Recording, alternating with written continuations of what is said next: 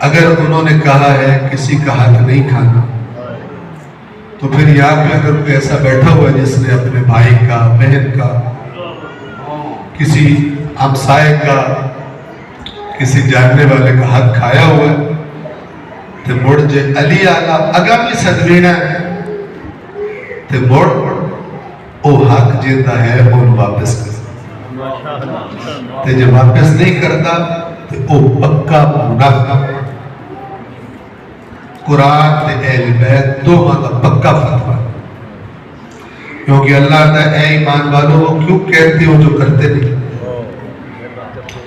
अल्लाह के यहाँ बहुत ही गंदी बात है, बहुत ही गलीज हरकत है कि तुम जुबान से वो कहो जो तुम करते नहीं।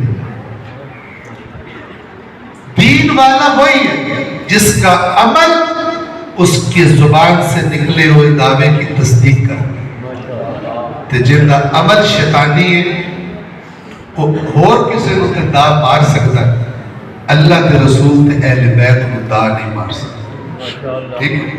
और अगर आपने ये सुना है कि बाहर जो भी बंदा होवे इत्थे आके जे एक हंज निकल जावे ते हर शे बखी जाती है, बाहर भावे रोटी पा दो ते ना थानू दीन का पता है ना थानू इन हदीसां दे सही माने दा पता।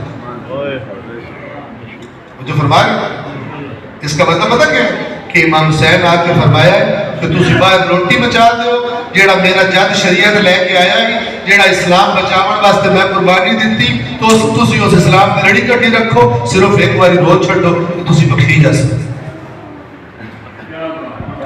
ये अहमकाना बात, अहमकाना बात। ये फर्श आजाद तो है ही दीन सीखने के लिए, यहां पर आके सीखो ताकि बाहर जाकर तुम्हारे वजूद से, तुम्हारे अमल से मुआशरे में वही खुशबू आए जो इमाम हुसैन अलैहिस्सलाम के वजूद से आती है। लोग तुम्हारा अमल देख कर कहेंगे ये हुसैनी है। जो फरमा रहे